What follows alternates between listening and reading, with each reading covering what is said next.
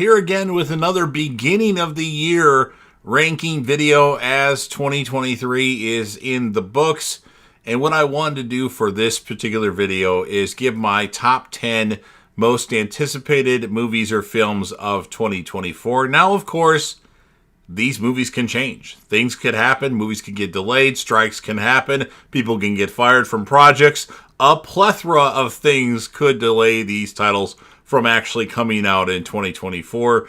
But as it stands right now, really early into the year, these are my top 10 most anticipated films. And I haven't really looked into it a whole in depth, so there might be movies that I don't even know about that would be really good, that if I knew more about them, they would make the list. Of course, before I give my ranking of my top 10 most anticipated for 2024, a few things. If you're a fan of JDev TV and you want to help me out with the YouTube algorithm, please consider Hulk smashing the like button, as it does go a long way. Share the video with a friend. Put this video on any one of your social media platforms. Don't forget to sound off in the comment section about what your thoughts are on your top 10 most anticipated films of 2024. I'll put my top 10 most anticipated movies or films of 2023 right here. And then, of course, this goes without saying, but last but certainly not least, since you're watching the video anyway, don't forget to hit that sub button, subscribe to the channel, join the team, and show your damn support, and be a part of something special.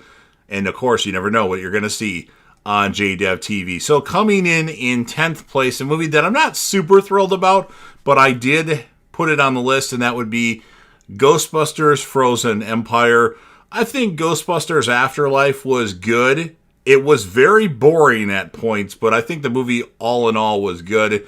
We bring back some characters from the original Ghostbusters movie, and they're actually playing their real characters and not other characters like the female Ghostbusters movie did.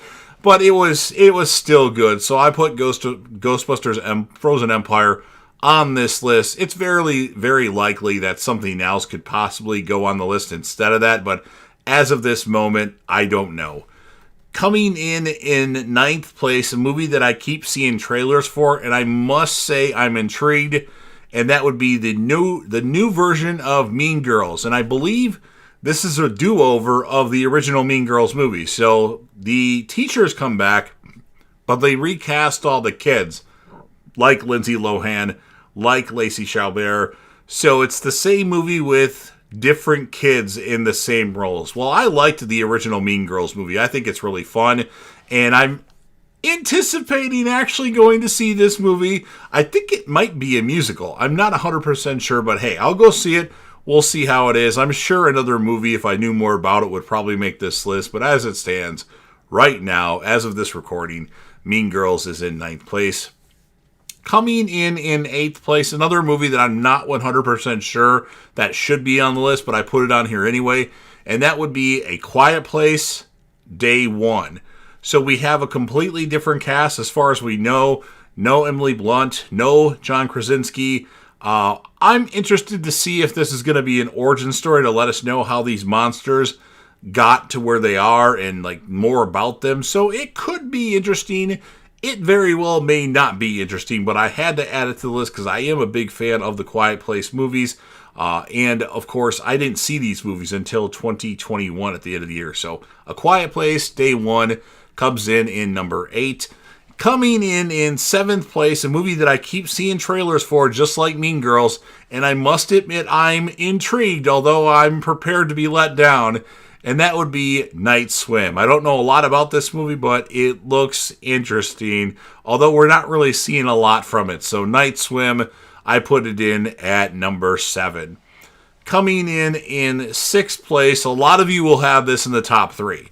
I'm not super into it, but I am looking forward to it, and that would be Maxine. Assuming it comes out this year, the sequel to the movie X from 2022, that was a huge hit, and a sequel also to Pearl, which Pearl's way back. Then we have X, and now we have Maxine. Should be interesting, of course. Mia Goth is really establishing herself in the horror industry as a horror movie icon with the roles that she's in, especially that freaking weird role that she had in the movie Infinity Pool. But nonetheless, Maxine, super looking forward to that, and that's why I only put it at number 6. You can hit the cancel button if you have it in your top 2. Coming in fifth place, which is a movie I'm not 100% sure that it's coming out this year, although I think it's in pre-production, and that would be Bad Boys 4, or whatever they decide to call it, a sequel to Bad Boys for Life, of course, with Will Smith and Martin Lawrence. I'm a huge fan of the Bad Boys movies.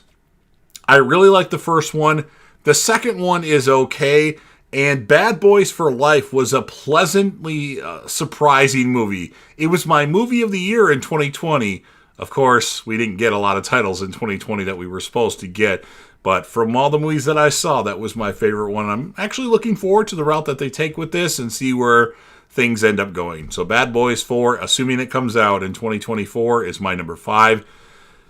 Coming in fourth place is a movie I saw one trailer for, and it has me intrigued, although it could be stupid, would be Imaginary.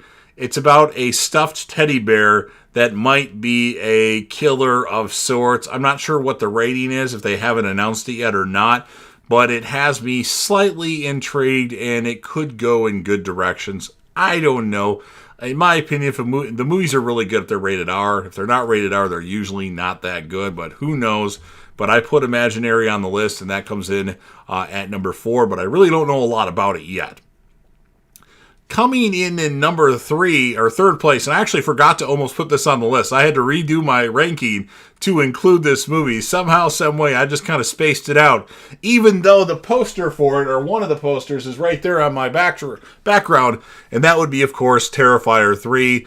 Terrifier 2 is freaking brutal and amazing, and a 2.5-hour horror movie that really went into who Art the Clown is to a degree, but we didn't get everything. So hopefully all our unanswered questions will be answered in Terrifier 3. And then what I think they should do is they should stop for 5 years and then see what else they can come up with. I'm not sure what the plan is after this one, but obviously looking forward to seeing what Art's relationship is to Sienna. If that is the case, the great and lovely Lauren Lavera, love her, she's awesome, and really thought she was an awesome final girl, and that's why I'm really looking forward to Terrifier 3, even though I initially forgot to include it on the list that I made.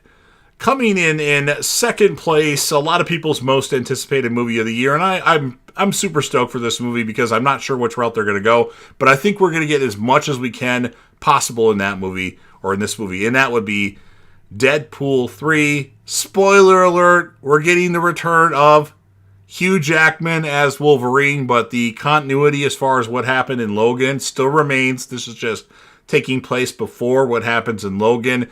And I'm looking forward to this. We're going to get a lot of cameos in this movie. Hopefully we get everybody. The more cameos, the better, but I hope the movie's really good. I know the strike delayed things, but hopefully they are going to come out with a solid movie that's going to be in the MCU, because I really am a fan of the X-Men movies. So this is MCU's first attempt at something on the X-Men universe, so to speak. So Deadpool 3 is going to be my number 2, and actually should be my number 1. But there's another movie that I'm really excited about, and my number 1 is going to be Saw 11.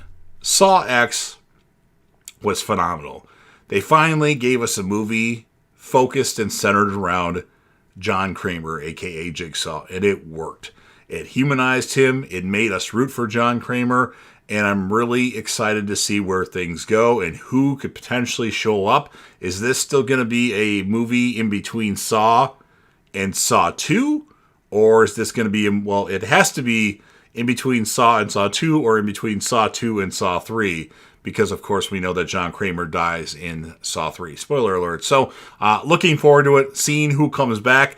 Obviously, I'm pretty sure we're going to get Mark Hoffman. Are we going to get Dr. Gordon? Are we going to get Logan? Are we going to get this person? Are we going to get that person? I'm sure Shawnee Smith as Amanda will come back. So, really intrigued to see what route they go in the Saw franchise, and it's great to have a Saw movie, or a movie in the Saw universe, on a yearly basis again.